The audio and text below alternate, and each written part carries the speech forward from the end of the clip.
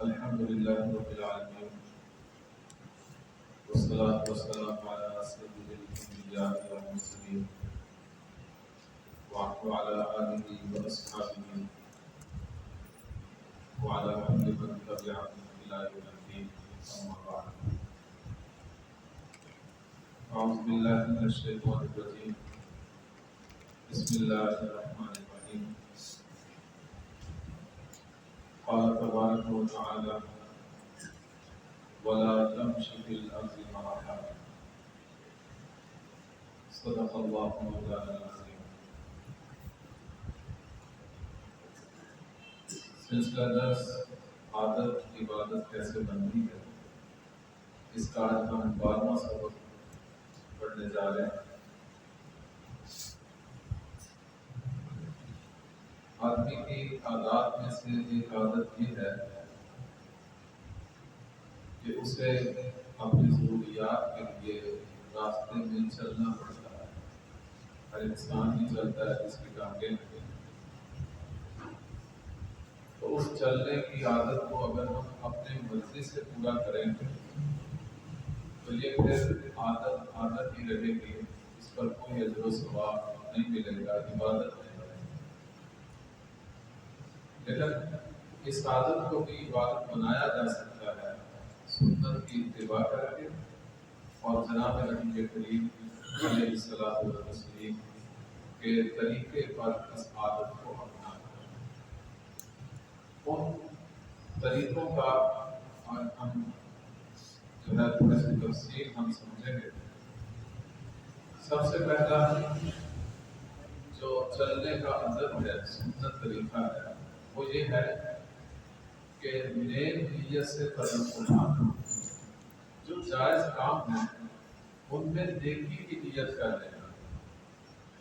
آپ کھانا کھانے جا رہے ہیں تو اس میں یہ نیت کر لیں کہ اللہ کی نعمت ہے، میرے جسم کی ضرورت ہے، میرے جسم کا حق ہے، یہ اللہ کا حکم ہے، اس کو پورا کرنے کے لیے میں کھانے کے لیے جا رہا ہوں۔ تو جو مباح کام ہیں ان میں اچھی نیت کر لینا، بغیر نیت کے کوئی عبادت یا اطاعت کی نیت کیے بغیر چلیں گے تو پھر اس میں کوئی اجر و ثواب نہیں ہوگا، وہ پھر عادت آتی رہے گی۔ دوسرا یہ ہے کہ اپنی رفتار کو، چلنے کے انداز کو نبی اکرم صلی اللہ علیہ وسلم کی سنت کے مطابق بنانا۔ آپ صلی اللہ علیہ وسلم کے چلنے کا انداز یہ تھا کہ صحابی بیان فرماتے ہیں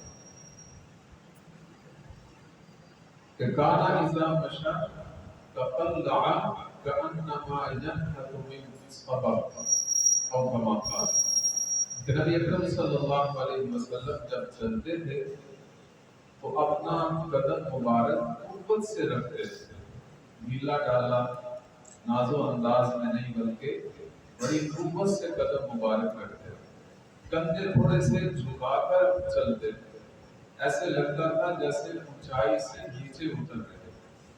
تو اس طرح اپنی چال کو بنانا یہ سنت کے مطابق چال ہے، نبی اکرم صلی اللہ علیہ وسلم کی سنت کے مطابق چلنے کا انداز بنانا۔ تیسرا ادب یہ ہے کہ چلتے وقت آدمی توازن اختیار کرے، اکڑ کر نہ چلے، بلکہ اللہ تعالیٰ کی زمین پر اپنے آپ کو ایک عاجز بندہ سمجھ کر قدم رکھے اور اس طریقے سے چلے۔ اللہ تعالیٰ کا فرمان ہے، سورہ اسراء میں ہے وَلَا تَمْشِ فِي الْأَرْضِ مَرْحًا إِنَّكَ لَن تَخْرِقَ الْجِبَالَ وَلَن تَبْلُغَ الْجِبَالَ طُولًا۔ فرمایا کہ زمین پر اکڑ کر مت چلو، نہ تم زمین کو پھاڑ سکتے ہو، نہ بلندی میں پہاڑوں کو پہنچ سکتے ہو۔ تو اس لیے اپنے آپ کو اللہ کا ایک عاجز بندہ سمجھتے ہوئے زمین پہ چلنا۔ تیسرا ادب یہ ہے کہ چلنے میں بناوٹی قسم کا خشوع نہ اختیار کرنا، کہ آدمی گردن ٹیڑھی کر کے مریضوں کی طرح چلے، ایسا ہے بناوٹی توازن نہیں۔ اصل جو توازن ہے وہ دل میں اپنے آپ کو ایک عام مسلمان، اللہ کا ایک بندہ بلکہ گناہگار بندہ سمجھ کر چلنا، یہ جو کیفیت دل میں پیدا ہوتی ہے اس کا نام تواضع ہے۔ اس کے پھر اثرات جسم سے بھی ظاہر ہوتے ہیں، لیکن بناوٹی قسم کا اپنے آپ کو متواضع نہ بنانا۔ ایک دفعہ حضرت عمر رضی اللہ تعالیٰ عنہ نے ایک نوجوان کو دیکھا تو وہ ایسے چل رہا ہے جیسے جو بیمار چل رہا ہے، گردن ٹیڑھی کر کے بڑے آہستہ آہستہ قدم رکھ رہا ہے۔ تو آپ نے پہلے پوچھا مریض انت، کیا تم بیمار ہو؟ اس نے کہا نہیں۔ تو آپ نے درہ نکالا، اسے مارا اور فرمایا کہ یمشی بقوۃ، ذرا طاقت سے چلو، مریض بن کے نہ چلو۔ تو اصل جو تواضع ہے وہ دل کی کیفیت ہے، بناوٹی تواضع نہیں ہونی چاہیے۔ دل میں اپنے آپ کو اللہ کا ایک عاجز اور منکسر بندہ بنا کے چلتے رہنا۔ پانچواں ادب یہ ہے کہ چلنے کے لیے جوتا جو پہنا جاتا ہے تو ایک قدم میں جوتا ہو اور ایک قدم میں نہ ہو، ایسا نہیں چلنا چاہیے۔ ایک صحابی نے ایسے چلنا شروع کر دیا، نبی اکرم صلی اللہ علیہ وسلم نے فرمایا لِيَنْعَلْهُمَا جَمِيعًا أَوْ لِيَخْلَعْهُمَا جَمِيعًا، یا تو دونوں جوتے پہن لو یا دونوں جوتے اتار لو۔ ایک جوتا پہنا اور ایک اتار دیا اور اس طرح چلنا، یہ وقار کے خلاف ہے، انسانی وقار میں کمی آتی ہے۔ اس طرح چلنے سے نبی اکرم صلی اللہ علیہ وسلم نے منع فرمایا۔ اسی طرح چھٹا ادب یہ ہے کہ کبھی کبھار ننگے قدم کی چند ایک قدم اٹھا کے چل لینا، اس سے آدمی کی کچھ نہ کچھ طبیعت میں تواضع پیدا ہوتی ہے، عاجزی پیدا ہوتی ہے۔ یہ نبی اکرم صلی اللہ علیہ وسلم کا ہی فرمان ہے۔ کان النبی صلی اللہ علیہ وسلم یامرنا ان نحتفی احیانا، کبھی کبھی ہم ننگے پاؤں چلا کریں، اس بات کا نبی اکرم صلی اللہ علیہ وسلم نے صحابہ کو حکم دیا۔ اسی طرح ساتواں ادب یہ ہے کہ مضبوطی سے قدم رکھنے چاہیے، نازو انداز میں نہیں ہے اور ڈھیلے ڈالے نہیں، مریضوں کی طرح نہیں، بلکہ جتنی اللہ نے طاقت دی ہے قدم جما کے زمین پہ چلنا۔ اور اس کے بعد آٹھواں ادب یہ ہے کہ بار بار چلتے ہوئے پیچھے مڑ کے نہ دیکھنا۔ اگر ضرورت ہے ایک آدھ دفعہ آدمی دیکھ لے، لیکن بلا وجہ بار بار پیچھے مڑ کے دیکھنا، یہ اس بات سے نبی اکرم صلی اللہ علیہ وسلم نے منع فرمایا۔ اپنے عمل سے اس بات کو صحابہ کو کر کے دکھایا کہ پیچھے مڑ کے نہ دیکھیں۔ بلکہ علماء نے لکھا ہے کہ ایسا کوئی آدمی اگر چلتا ہوا نظر آتا ہے تو اس کے احمق ہونے کی دلیل ہے، اس کے عقل میں کمی ہوتی ہے کہ وہ بار بار پیچھے مڑ کے دیکھتا رہتا ہے۔ نواں ادب یہ ہے کہ عورتیں اگر چلیں تو راستے کے درمیان میں نہ چلیں، بلکہ راستے کی کسی ایک طرف ہو کے چلیں۔ یہ عورتوں کے چلنے کا انداز یہ بتایا گیا ہے کہ وہ راستے کے درمیان میں نہ چلیں۔ لیس للنساء وسط الطریق، یہ نبی اکرم صلی اللہ علیہ وسلم کا فرمان ہے۔ عورتوں کے لیے درمیان، راستے کے درمیان میں چلنا یہ ان کے مناسب نہیں ہے، ان کی حیا کے خلاف ہے۔ یہ ایک عمل تھا چلنے کا، اس کے بارے میں ہم نے آداب پڑھے ہیں۔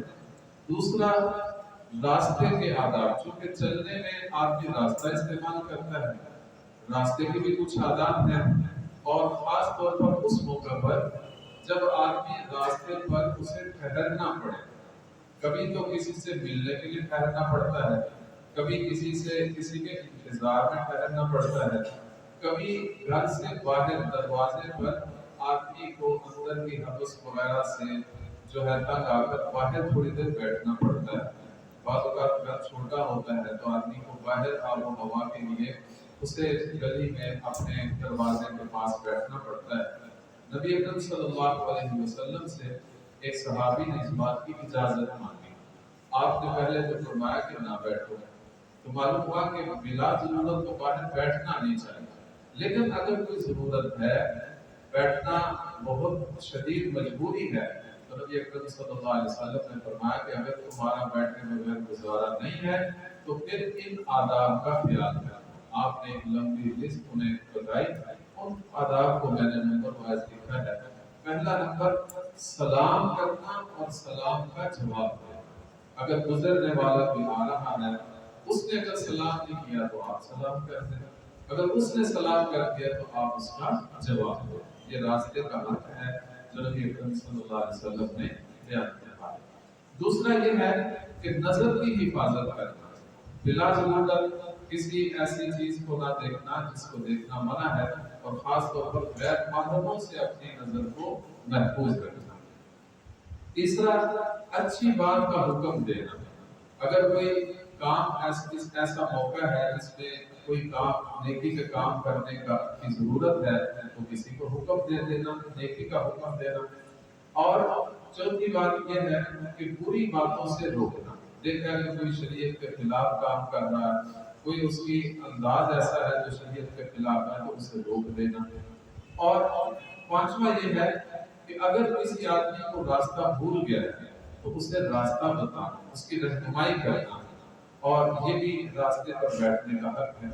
چھٹا یہ ہے کہ مظلوم کی مدد کرنا. خدا نہ خواستہ آپ کے سامنے گزرتے ہوئے کوئی آدمی کسی پر ظلم کر رہا ہے تو اس موقع پر خاموشی نہیں اختیار کرنی، بلکہ اس ظالم کو ظلم سے روکنا اور مظلوم کی مدد کرنا. تو یہ راستے پر بیٹھنے کے یہ حقوق ہے. ساتواں حق یہ ہے کہ کسی کو تکلیف نہ دینا، یعنی کوئی ایسا عمل نہ کرے جس سے دوسروں کو تکلیف ہو.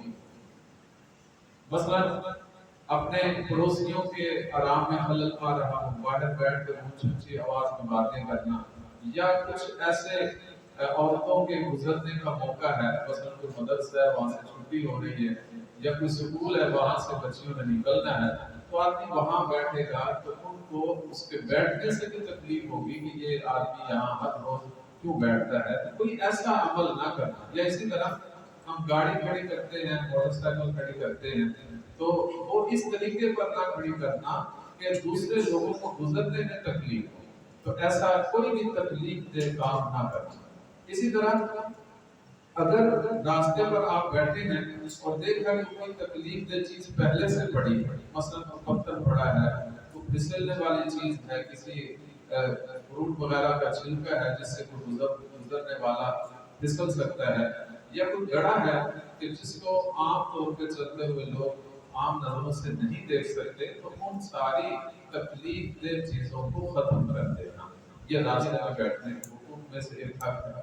اسی طرح راستے میں فضائل حاجت نہ کرنا، اور اسی طرح کوئی کچرا وغیرہ نہ ڈالنا. یعنی کوئی بھی ایسی چیز جس سے آدمیوں کو گزرنے میں کراہت محسوس ہو، ان کو تکلیف ہو، تو ایسا عمل نہیں کرنا چاہیے. نبی اکرم صلی اللہ علیہ وسلم نے اس عمل کو لعنت کا سبب قرار دیا کہ راستے میں پیشاب کرنا، پخانہ کرنا، تو یہ تکلیف دہ چیزیں ہیں.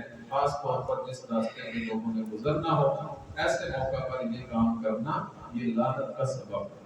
اور 10واں ادب یہ ہے کہ راستے سے متعلق جو حکومت کے قوانین ہیں اس کی پاسداری کرنا، ٹریفک کے اصولوں کو جو ہے وہ اپنانا، اس کی خلاف ورزی نہ کرنا.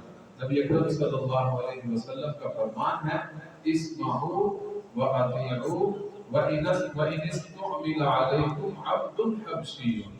اگرچہ تمہارے اوپر کوئی حکمران، کوئی غلام اور حبشی غلام آ جائے، تمہاری حکومت کرنے لگ جائے، پھر بھی اس کی بات سنو اور اس کی بات کو مانو.